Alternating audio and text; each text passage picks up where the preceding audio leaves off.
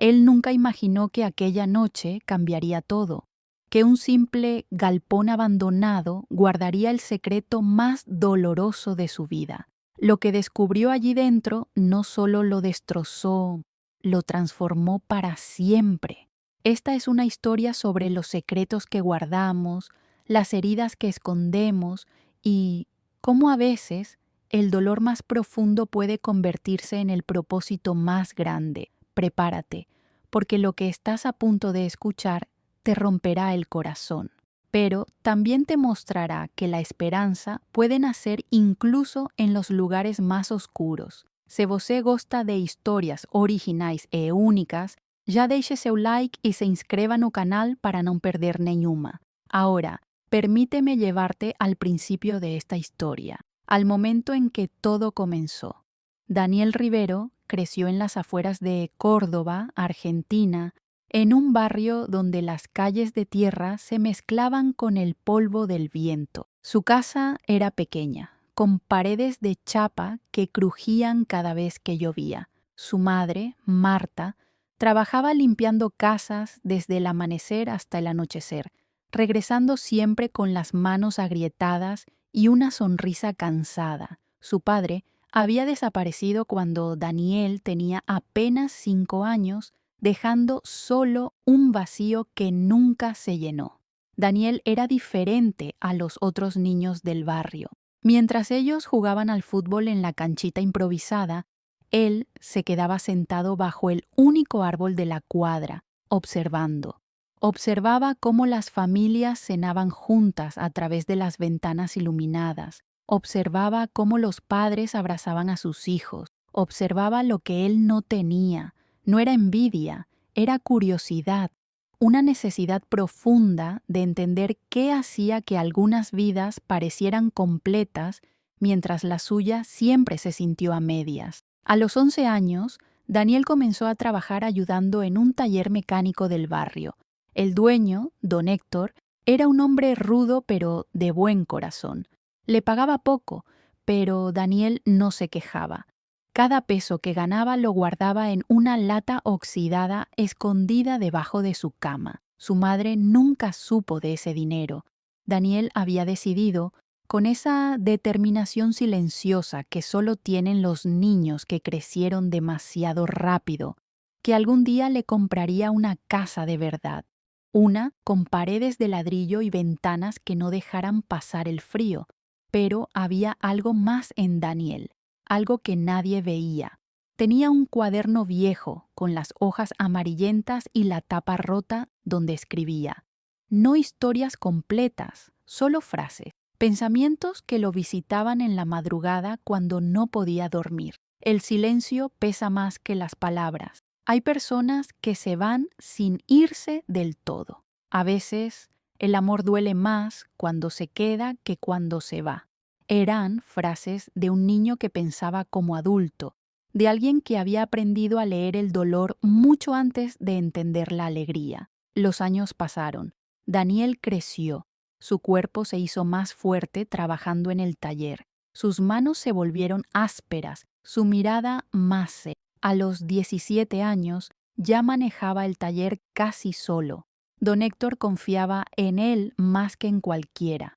«Vos tenés algo especial, pibe», le decía. «No sé qué es, pero lo tenés». Daniel sonreía, pero por dentro no se sentía especial. Se sentía vacío, como si estuviera viviendo una vida que no era la suya, como si estuviera esperando algo que nunca llegaba. Fue entonces cuando conoció a Lucía. Ella llegó al barrio un martes de febrero, cuando el calor era tan fuerte que el asfalto parecía derretirse. Lucía tenía 19 años, 2 más que Daniel, y había llegado desde Santiago del Estero escapando de un padre violento. Se instaló en una casa al final de la calle, con su madre y sus 2 hermanos menores. Tenía el cabello negro largo hasta la cintura, los ojos oscuros y una tristeza que Daniel reconoció de inmediato. Era la misma tristeza que él veía en el espejo cada mañana. Se encontraron por casualidad en el almacén del barrio. Daniel estaba comprando pan y ella estaba detrás de él en la fila. Cuando sus miradas se cruzaron, algo pasó. No fue amor a primera vista, fue reconocimiento. Como si sus almas, fracturadas de maneras similares, se hubieran identificado mutuamente. No hablaron ese día, pero al día siguiente, Daniel la vio caminando sola por el descampado detrás del barrio. Se acercó. ¿Puedo caminar contigo?, preguntó. Ella lo miró, dudó un segundo y asintió.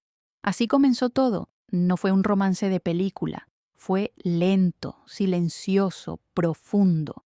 Caminaban juntos cada tarde después del trabajo. Hablaban poco al principio, pero poco a poco las palabras empezaron a fluir.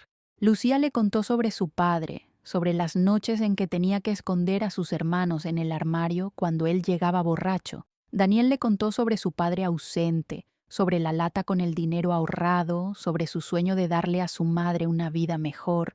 Y en esas conversaciones, en esos silencios compartidos bajo el cielo infinito de Córdoba, nació algo frágil pero real. A los 6 meses, Daniel le dijo: «Quiero que sepas algo.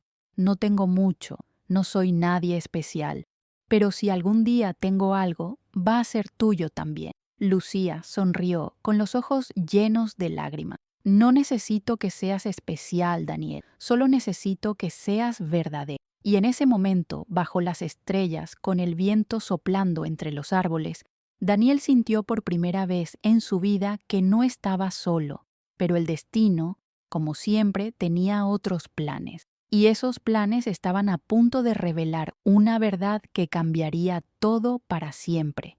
Pasaron 2 años. Daniel y Lucía se convirtieron en el ancla del otro. Él seguía trabajando en el taller, ahorrando cada peso con una disciplina casi obsesiva. Ella había conseguido trabajo en una panadería del centro, levantándose a las 4 de la mañana para amasar el pan que la ciudad comería en el desayuno. Eran jóvenes, estaban cansados, pero tenían algo que muchos otros habían perdido: esperanza. Daniel había logrado ahorrar casi 150,000 pesos. No era mucho, pero era suficiente para dar el primer paso. Había encontrado un terreno pequeño en las afueras del barrio, nada lujoso, solo un pedazo de tierra con algunos yuyos y una vista al horizonte, pero era suyo, o al menos podría serlo. Estaba negociando con el dueño, un hombre mayor que le había prometido un precio justo. Una noche de abril, Daniel llegó a la casa de Lucía con los ojos brillantes. «Lo conseguí», le dijo tomándola de las manos. «El terreno es nuestro. Podemos empezar a construir». Lucía se echó a llorar, no de tristeza, sino de alivio. Durante tantos años había vivido sin raíces, escapando, sobreviviendo, y ahora, por primera vez, sentía que podía echar raíces, que podía tener un hogar. Pero 3 días después, todo cambió. Daniel recibió una llamada a medianoche. Era don Héctor. Su voz sonaba rara, temblorosa. «Daniel, necesito que vengas al taller, ahora, es urgente». Daniel se vistió rápido, salió corriendo. Cuando llegó, encontró a don Héctor sentado en la oficina, con la cabeza entre las manos. «¿Qué pasó?», preguntó Daniel. Don Héctor levantó la vista. Tenía los ojos rojos. «Recibí una denuncia. Dicen que estuve vendiendo repuestos robados. La policía va a venir mañana. Van a cerrar el taller».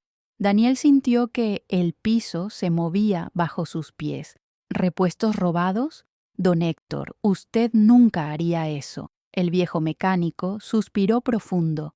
«No fui yo, Daniel. Fue Marcos». Marcos era el otro empleado del taller, un tipo de unos 30 años que siempre había tenido problemas con la ley. Él traía cosas de la frontera, las vendía acá, yo no sabía nada. Pero ahora, como soy el dueño, soy el responsable». Daniel sintió rabia. Marcos no solo había arruinado el taller, había arruinado la única fuente de ingresos que Daniel tenía. «¿Y qué va a pasar ahora?», preguntó. Don Héctor lo miró con tristeza. «Van a clausurar todo y probablemente me lleven preso. Lo siento, pibe. Siento mucho que te pase esto». Al día siguiente, la policía llegó. Cerraron el taller con cadenas. Don Héctor fue arrestado. Daniel quedó sin trabajo de un día para otro. Y el dinero ahorrado, que había guardado con tanto sacrificio, no alcanzaba para sobrevivir más de 3 meses sin ingreso. El terreno que había comprado quedó en el limbo. El dueño le dio un mes para pagar el resto o perdería todo. Daniel cayó en una espiral. Buscó trabajo en todos los talleres de la zona. Nadie lo contrataba. La crisis económica había golpeado fuerte y los dueños preferían mantener a sus empleados de confianza antes que arriesgarse con alguien nuevo. Intentó con trabajos de construcción, de delivery, de lo que fuera, pero la paga era miserable, insuficiente para cubrir sus gastos y ayudar a su madre. Lucía lo veía hundirse. «Daniel, vamos a salir de esto», le decía cada noche, pero él apenas respondía. Había vuelto a ese estado que conocía tan bien, el vacío, la sensación de estar viviendo una vida que no le pertenecía. Una noche, sentado en el borde de su cama, con el cuaderno viejo entre las manos, escribió: «Hay momentos en que la vida te da esperanza solo para recordarte que nunca fue tuya». Fue en ese momento de desesperación que Daniel tomó una decisión que, en retrospectiva, fue el primer eslabón de una cadena que lo llevaría al galpón abandonado, al secreto, al dolor que cambiaría todo. Escuchó de un trabajo temporal en una estancia a 150 kilómetros de Córdoba. Pagaban bien, pero era duro. Jornadas de 12 horas reparando maquinaria agrícola. Daniel aceptó sin dudarlo. Necesitaba el dinero, necesitaba salvar el terreno, necesitaba demostrarle a Lucía y a sí mismo que no era un fracasado. Le dijo a Lucía que estaría fuera 2 meses. Ella lloró, pero entendió. «Vuelve pronto», le susurró abrazándolo fuerte. «Te voy a esperar». Daniel le prometió que regresaría, que todo iba a estar bien, pero en el fondo una vocecita le susurraba que algo no estaba bien, que estaba huyendo, no del trabajo, sino de sí mismo. Llegó a la estancia un lunes al amanecer. Era un lugar enorme, con campos que se perdían en el horizonte. El patrón, un hombre de unos 60 años llamado don Esteban, lo recibió con frialdad. «Acá se trabaja duro, no hay descanso, si no aguantas, te vas». Daniel asintió. Estaba dispuesto a aguantar lo que fuera. Los primeros días fueron brutales. El sol era implacable, el trabajo agotador. Pero Daniel resistió y poco a poco comenzó a destacarse. Era rápido, eficiente y tenía un don natural para entender cómo funcionaban las máquinas. Don Esteban lo notó. «Sos bueno, pibe, mejor que la mayoría que pasa por acá». Pero había algo raro en esa estancia. Daniel lo sintió desde el primer día. Los otros trabajadores hablaban poco, evitaban ciertas zonas del terreno y, sobre todo, evitaban acercarse a un viejo galpón de chapa oxidada que estaba al final del campo, oculto entre los árboles. Cuando Daniel preguntó sobre ese lugar, uno de los trabajadores, un hombre mayor llamado Rubén, simplemente dijo: «No preguntes y no te acerques, ese lugar no es para nosotros». Pero la curiosidad, esa maldita curiosidad que Daniel había tenido desde niño, empezó a comerlo por dentro. ¿Qué había en ese galpón? ¿Por qué nadie quería hablar de él?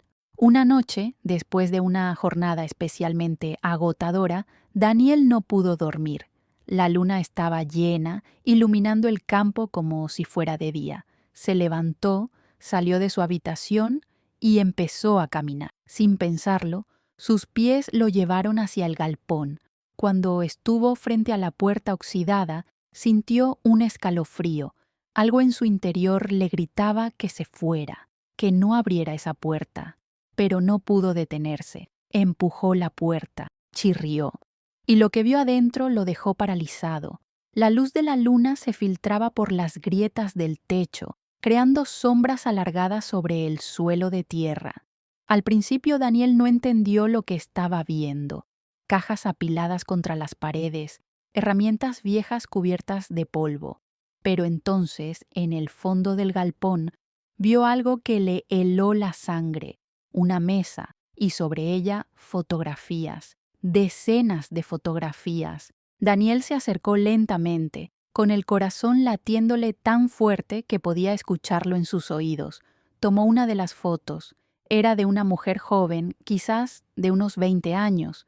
Estaba sonriendo, pero había algo en sus ojos. Miedo. Tomó otra foto, otra mujer, otra sonrisa forzada y otra, y otra. Daniel sintió que las piernas le temblaban. Había al menos 50 fotografías, todas de mujeres diferentes, todas con la misma expresión. Y entonces vio algo más, un cuaderno. Lo abrió con manos temblorosas, y lo que leyó lo destrozó. Eran nombres, fechas, lugares. María González, 23 años. Llegó el 12 de marzo de 2018, desaparecida. Ana Torres, 19 años. Llegó el 7 de junio de 2019, desaparecida. Sofía Ramírez, 25 años.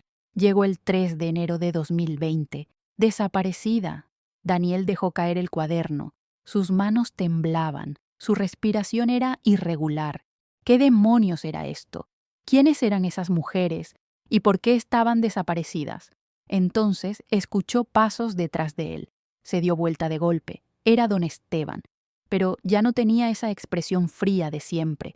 Ahora había algo diferente en su mirada, algo oscuro, algo peligroso. «No debiste venir acá, Daniel», dijo don Esteban con voz calmada pero amenazante. Daniel retrocedió. «¿Qué es esto? ¿Quiénes son esas mujeres?» Don Esteban suspiró como si estuviera cansado. «Son fantasmas. Eso es lo que son. Mujeres que nadie va a buscar. Mujeres que nadie va a extrañar». Daniel sintió que la bilis le subía por la garganta.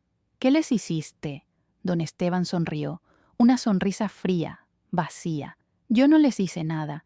Yo solo las ayudé a desaparecer. Hay gente que paga muy bien por eso. Gente poderosa. Gente que necesita que ciertas personas dejen de existir». Daniel no podía creerlo. «Estás mintiendo». Don Esteban se encogió de hombros. «Pensá lo que quieras, pero ahora que sabes, tenés un problema». Daniel sintió el pánico apoderarse de él. Dio un paso atrás, otro. Don Esteban se acercó. «No vas a llegar muy lejos, pibe. Esto está en medio de la nada. Nadie va a escucharte gritar». Daniel no lo pensó dos veces. Corrió. Salió del galpón, corrió a través del campo, con los pulmones ardiendo y el corazón a punto de explotar. Escuchó gritos detrás de él, voces, perros ladrando, pero no se detuvo. Corrió durante lo que parecieron horas, hasta que finalmente llegó a la ruta. Se tiró al suelo, escondido entre los arbustos, esperando. Al amanecer, un camión se detuvo. Daniel le hizo señas desesperadamente. El conductor, un hombre mayor, lo miró extrañado. «¿Estás bien, pibe?» Daniel apenas podía hablar. «Por favor, llévame a Córdoba, por favor». El camionero aceptó. Durante el viaje, Daniel no dijo una palabra. Su mente estaba en blanco. O mejor dicho, estaba inundada de imágenes. Las fotografías, los nombres, las fechas. Esas mujeres, ¿qué les había pasado? ¿Dónde estaban ahora? Cuando llegó a Córdoba, fue directo a la comisaría. Le contó todo a un oficial. El oficial lo escuchó con escepticismo. «¿Tenés pruebas?» Daniel negó con la cabeza. «Solo lo que vi, las fotos, el cuaderno». El oficial suspiró. «Mira, pibe, sin pruebas no puedo hacer nada. Además estás hablando de don Esteban. Ese tipo es intocable. Tiene contactos hasta en Buenos Aires». Daniel sintió que el mundo se le venía encima. «Entonces no van a hacer nada». El oficial lo miró con pena. «Te sugiero que te olvides de esto, por tu propio bien». Daniel salió de la comisaría sintiéndose derrotado.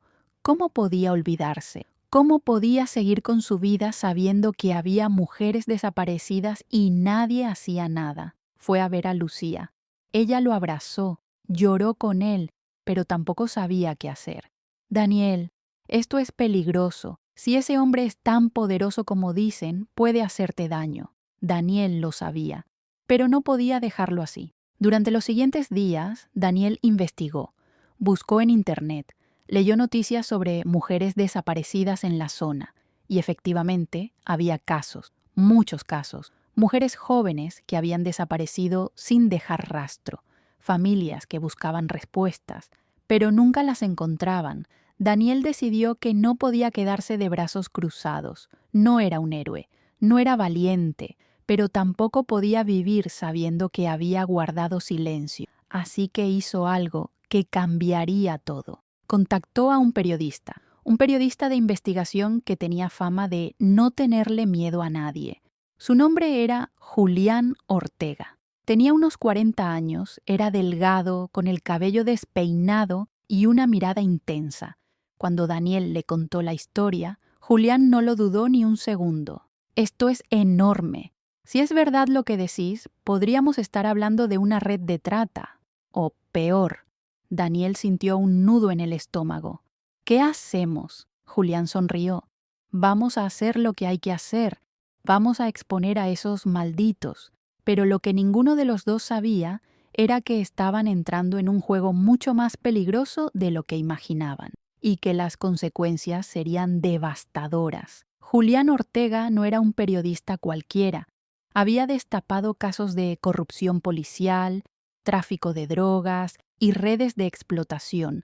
Pero esto era diferente. Esto tocaba gente con poder real, gente que no tenía problemas en hacer desaparecer a quien se interpusiera en su camino. Durante las siguientes semanas, Julián y Daniel trabajaron en secreto. Julián contactó a sus fuentes, investigó la estancia de don Esteban, descubrió que el hombre tenía vínculos con políticos locales, jueces y hasta con algunos miembros de la policía.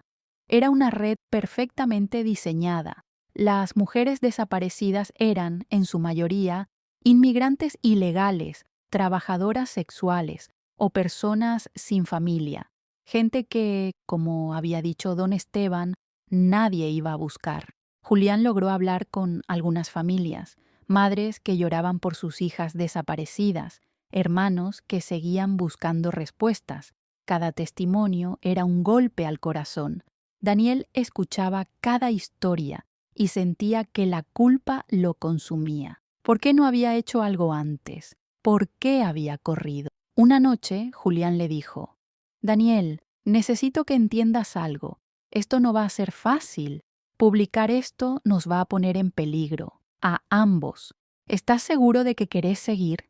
Daniel lo miró a los ojos. Estoy seguro. Esas mujeres merecen justicia, aunque me cueste todo. Julián asintió.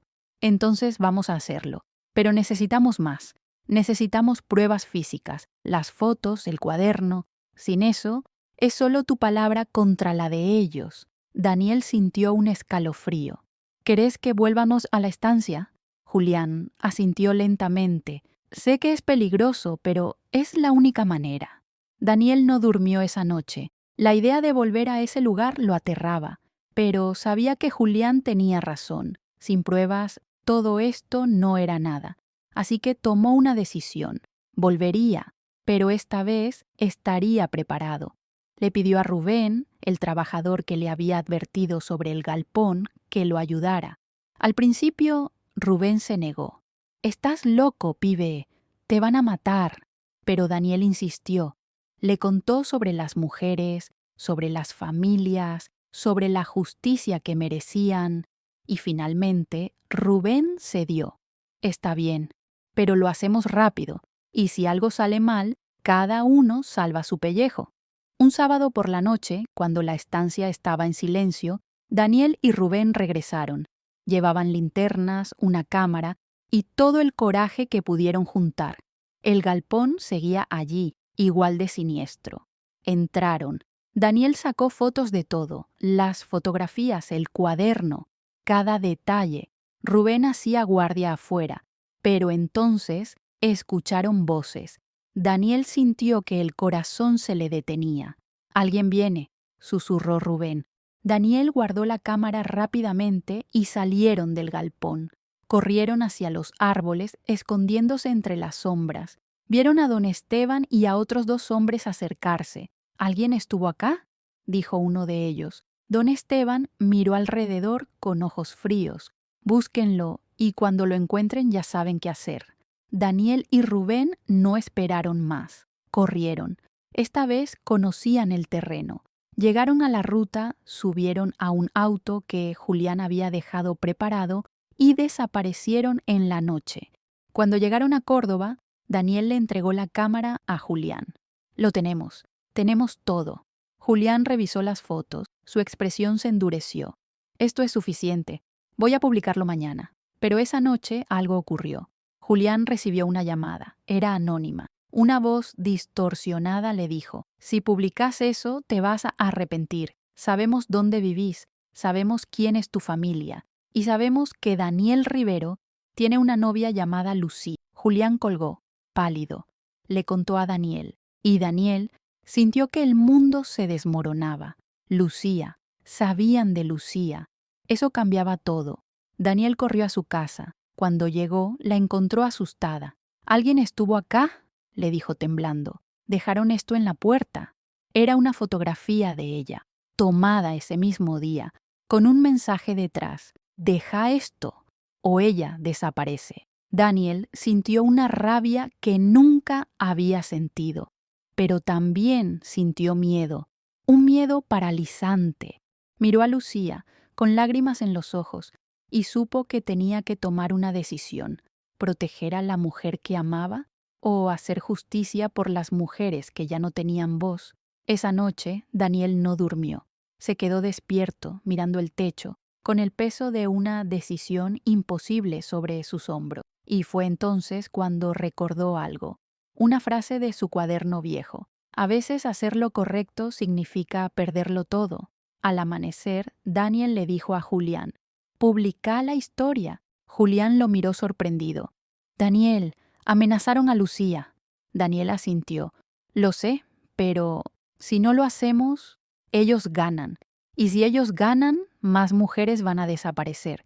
No puedo vivir con eso. No puedo dejar que Lucía viva en un mundo donde gente así tiene el poder. Julián respiró profundo. Está bien, pero vamos a protegerla. La vamos a sacar de acá. La vamos a llevar a un lugar seguro. Y así lo hicieron. Esa misma mañana, Lucía fue trasladada a una casa refugio en otra provincia. Daniel se despidió de ella, sabiendo que quizás no la volvería a ver. Te amo, le dijo, y voy a hacer que esto termine. Ella lloró. Por favor, no mueras. Por favor. Al día siguiente, Julián publicó la investigación.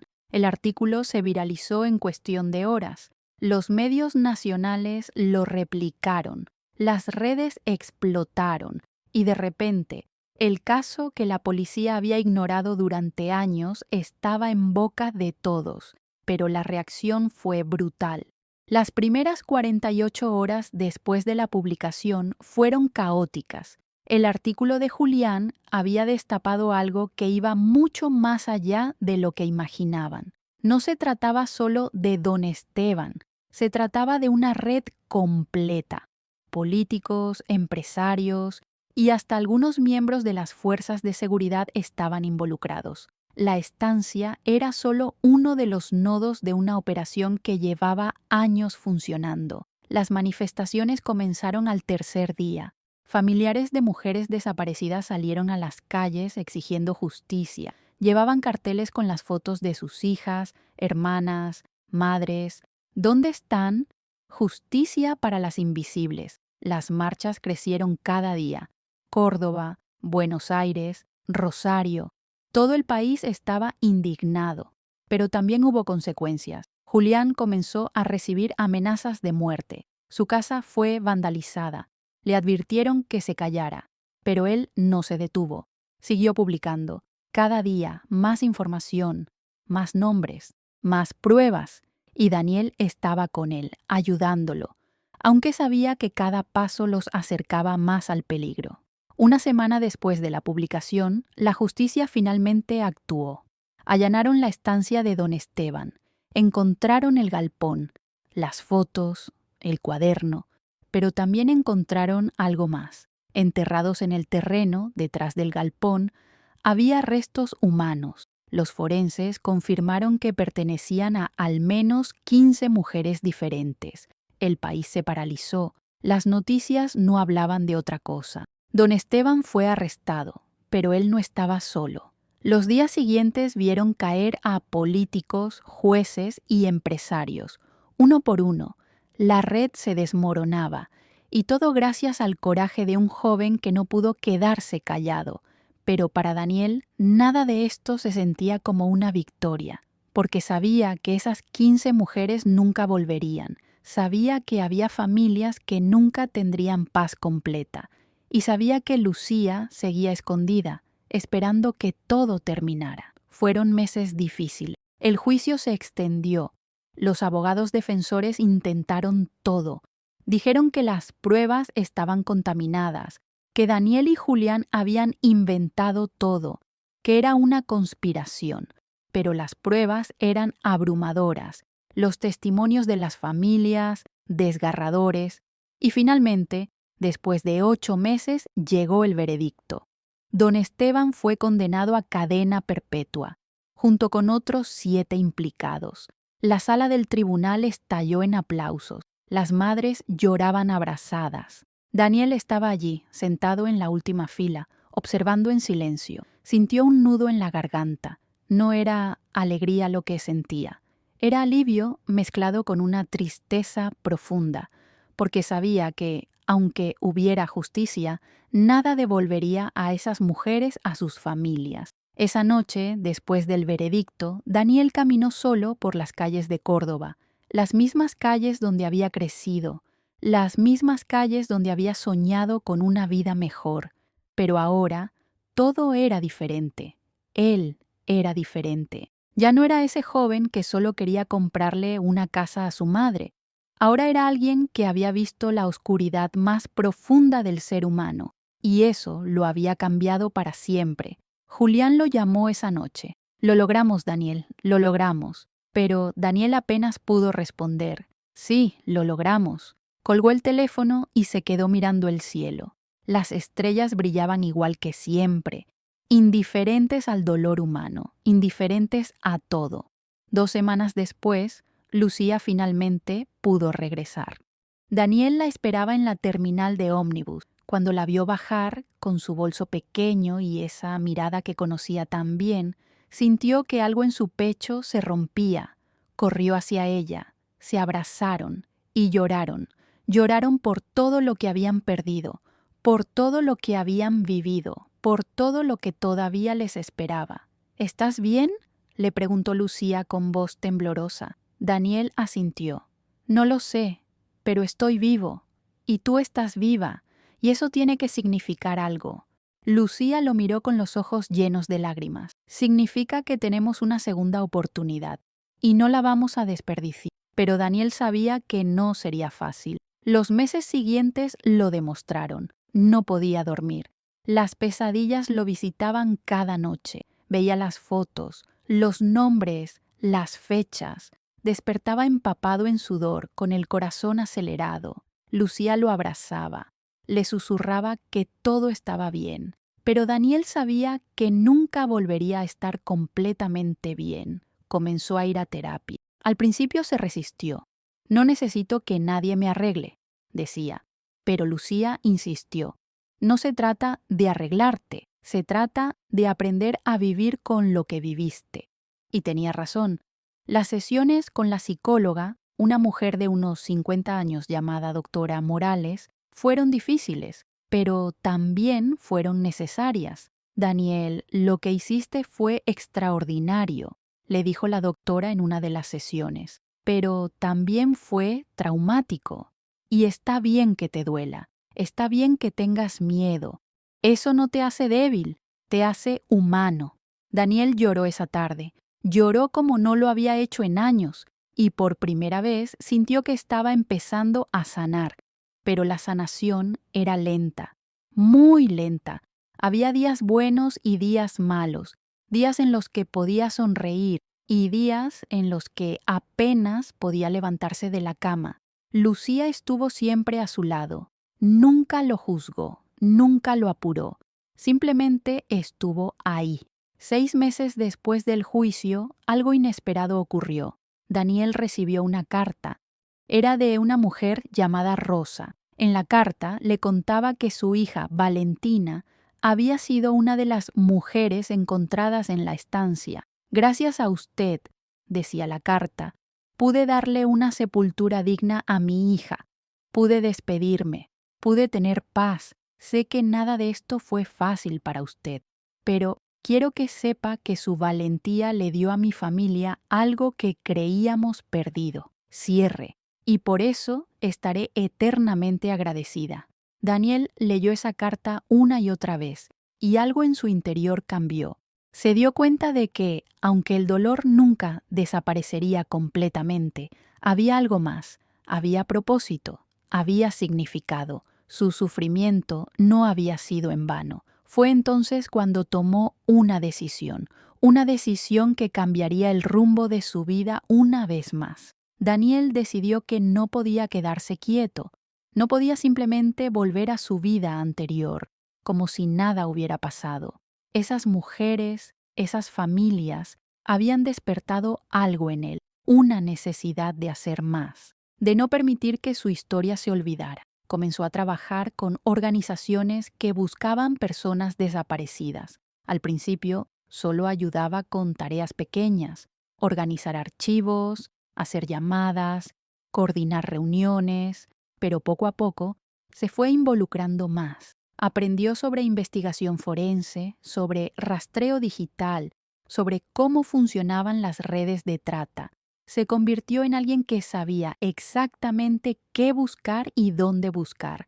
Lucía lo apoyó. Ella también encontró su propio propósito. Comenzó a trabajar en una fundación que ayudaba a mujeres víctimas de violencia. Juntos, se convirtieron en un equipo, no solo como pareja, sino como dos personas comprometidas con un propósito más grande que ellos mismos. Un año después del juicio, Daniel fue invitado a dar una charla en la universidad. Al principio, rechazó la invitación. No soy bueno hablando en público, le dijo a Lucía, pero ella insistió. No se trata de ser bueno, se trata de compartir tu historia. Hay jóvenes que necesitan escucharte. El día de la charla, Daniel estaba nervioso. El auditorio estaba lleno. Más de 300 personas esperaban escucharlo. Subió al escenario con las piernas temblando, miró al público y comenzó a hablar. Mi nombre es Daniel Rivero y hace 2 años descubrí un secreto que cambió mi vida para siempre. Contó su historia, desde el principio, desde su infancia en el barrio humilde de Córdoba, hasta el galpón, hasta el juicio. No omitió nada. Habló del miedo, de la culpa, del dolor, pero también habló de la esperanza, de la importancia de no quedarse callado, de hacer lo correcto, incluso cuando es lo más difícil. Cuando terminó, el auditorio estalló en aplausos. Algunos lloraban, otros se acercaron después para agradecerle. Una joven de unos 20 años le dijo: «Gracias por recordarnos que una sola persona puede hacer la diferencia». Daniel sonrió. «No fue solo yo, fueron muchas personas, y ustedes también pueden serlo».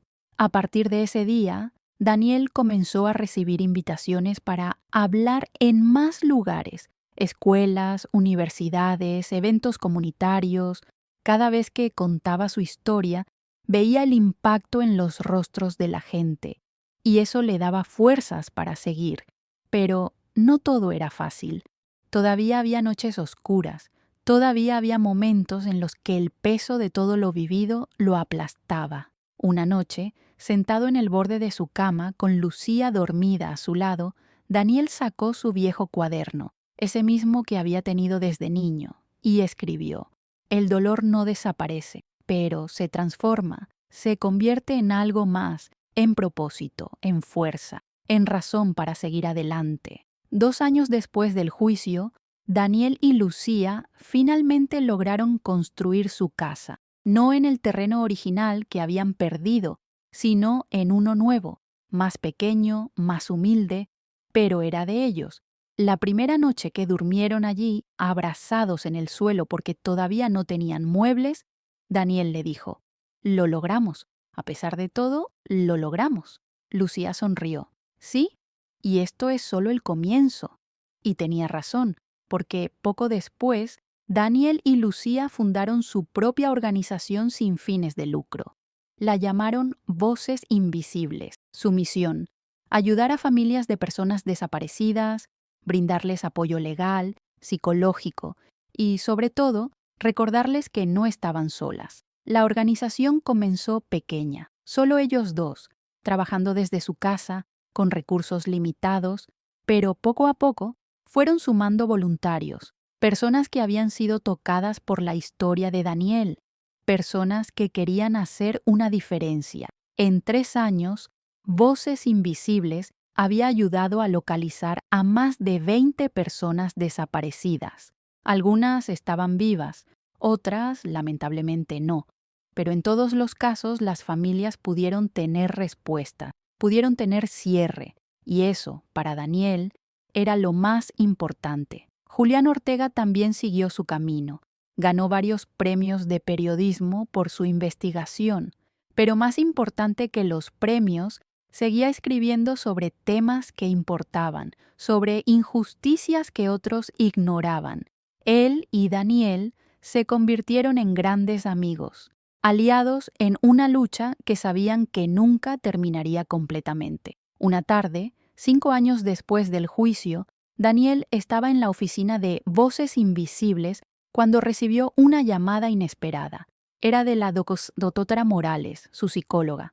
Daniel, hay alguien que quiere conocerte. 2 días después, Daniel se encontró frente a frente con un hombre de unos 30 años. Se llamaba Martín y tenía una historia que contar. Mi hermana desapareció hace 6 años, le dijo Martín con voz quebrada. La policía nunca la buscó. Dijeron que probablemente se había ido con algún novio, pero yo sé que eso no es verdad. Ella jamás se habría ido sin avisarme. Cuando leí tu historia, supe que eras la única persona que podía entenderme, la única que podía ayudarme. Daniel sintió un nudo en la garganta, porque vio en Martín lo mismo que había visto en los ojos de las familias que había conocido: dolor, desesperación, pero también esperanza. Vamos a encontrarla, le dijo Daniel tomándole la mano.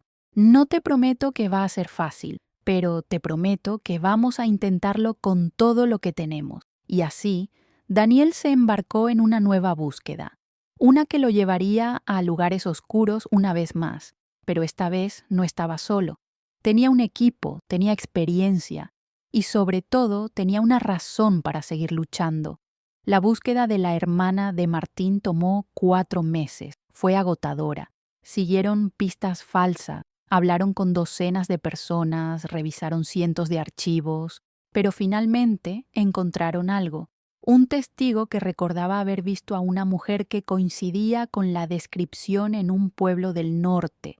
Daniel y Martín viajaron inmediatamente. Cuando llegaron, preguntaron en todos lados. Nadie parecía saber nada, hasta que una anciana les dijo: «Hay una mujer que vive en las afueras, llegó hace años. Nunca habla con nadie, pero tal vez sea la que buscan». Daniel y Martín fueron a esa casa, tocaron la puerta, y cuando se abrió, Martín cayó de rodillas llorando. Era ella, era su hermana. La reunión fue desgarradora y hermosa a la vez. La hermana de Martín había escapado de una situación de trata, había logrado huir, pero estaba tan traumatizada que había decidido desaparecer, cambiar de identidad, empezar de nuevo. Nunca se comunicó con su familia porque tenía miedo de que la encontraran, pero ahora, gracias a Daniel, podía volver, podía sanar rodeada de quienes la amaban. Esa noche, Daniel llamó a Lucía. «Hoy salvamos una vida», le dijo con la voz quebrada por la emoción. Lucía lloró del otro lado del teléfono. «Estoy tan orgullosa de ti, de lo que te has convertido». Y era verdad. Daniel ya no era ese joven perdido que solo quería sobrevivir. Ahora era alguien que había encontrado su propósito en medio del dolor, alguien que había transformado su trauma en fuerza, su sufrimiento en compasión, Han pasado 10 años desde aquella noche en el galpón. 10 años desde que Daniel descubrió el secreto que cambió todo. Y ahora, de pie frente al espejo, preparándose para otra charla, Daniel mira su reflejo y apenas reconoce al hombre que era. Voces invisibles. Ahora tiene oficinas en 5 provincias, un equipo de más de 50 personas. Han ayudado a localizar a más de 200 personas desaparecidas, algunas vivas, otras no, pero todas con familias que finalmente pudieron tener respuestas. Lucía está embarazada de su segundo hijo. El primero, Mateo, tiene 4 años y pregunta constantemente, ¿por qué papá siempre está ayudando a gente? Daniel le explica, porque hay personas que necesitan que alguien las busque, y nosotros somos esos alguien. Mateo lo mira con esos ojos grandes y dice, cuando sea grande, yo también voy a ayudar. Daniel lo abraza fuerte. Lo sé, hijo, lo sé. La madre de Daniel, Marta, finalmente tiene su casa de ladrillo. Vive tranquila, orgullosa de su hijo. A veces, cuando lo ve en las noticias o en alguna entrevista, llora. No de tristeza, sino de orgullo. Siempre supe que eras especial, le dice. Daniel sonríe. No soy especial, mamá, solo hice lo que era correcto. Julián Ortega sigue siendo su mejor amigo. Ahora trabaja como editor de un periódico nacional, pero nunca dejó de investigar.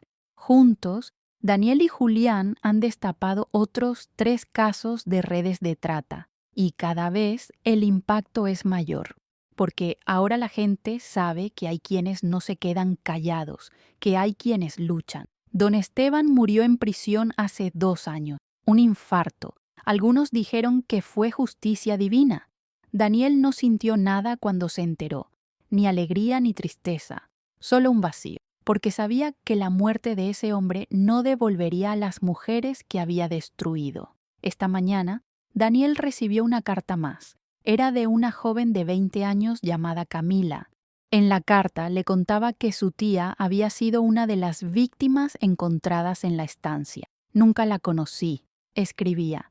Desapareció antes de que yo naciera. Pero gracias a usted mi abuela pudo enterrarla, pudo despedirse, y ahora, cada año en su cumpleaños vamos a su tumba y le llevamos flores. Usted nos dio eso, la oportunidad de honrar su memoria, y por eso mi familia y yo estaremos eternamente agradecidos. Daniel guardó la carta junto a todas las demás que había recibido a lo largo de los años. Tiene una caja llena de ellas. Cada una es un recordatorio de por qué hace lo que hace, de por qué, a pesar del dolor, vale la pena seguir adelante. Esta tarde, Daniel dará una charla en un centro comunitario. Hablará sobre resiliencia, sobre justicia, sobre la importancia de no quedarse callado. Y como siempre, contará su historia. La historia de un joven que descubrió un secreto terrible y decidió que no podía ignorarlo. La historia de cómo el dolor más profundo puede convertirse en el propósito más grande. Antes de salir de casa, Daniel toma su viejo cuaderno, ese mismo que ha tenido desde niño. Lo abre en una página en blanco y escribe una última frase. Huir a un antiguo galpón fue solo el comienzo. Lo que descubrí allí me rompió. Pero también me enseñó que a veces romperse es necesario para poder reconstruirse de una manera más fuerte, más compasiva, más humana. Cierra el cuaderno, besa a Lucía y a Mateo, y sale por la puerta, listo para seguir haciendo lo que mejor sabe hacer: dar voz a quienes ya no la tienen, porque Daniel Rivero aprendió algo fundamental en estos 10 años. El mundo está lleno de oscuridad, pero también está lleno de personas dispuestas a encender una luz. Y él decidió, hace mucho tiempo, ser una de esas personas. Las heridas nunca desaparecen completamente. Los recuerdos de aquella noche en el galpón todavía lo visitan, pero ya no lo paralizan. Ahora lo impulsan, lo empujan a seguir adelante, a seguir luchando. Y mientras camina por las calles de Córdoba, las mismas calles donde creció, donde soñó, donde sufrió, Daniel siente algo que no había sentido en años: paz. No una paz perfecta, sino una paz que viene de saber que, a pesar de todo, hizo lo correcto, que eligió la justicia por encima del silencio, que eligió el amor por encima del miedo.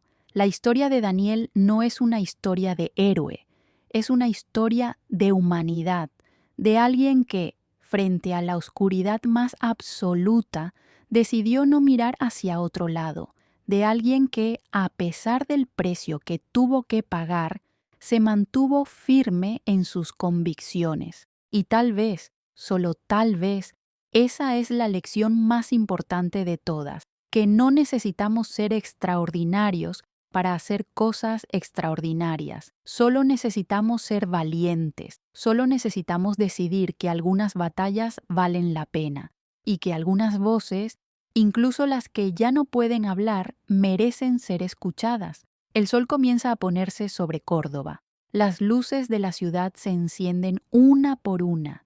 Y Daniel Rivero, ese joven que alguna vez solo quería sobrevivir, ahora camina con la certeza de que su vida tiene significado, que su dolor se transformó en propósito y que, al final del día, eso es lo único que realmente importa, porque las cicatrices no son signos de debilidad, son mapas de las batallas que hemos sobrevivido.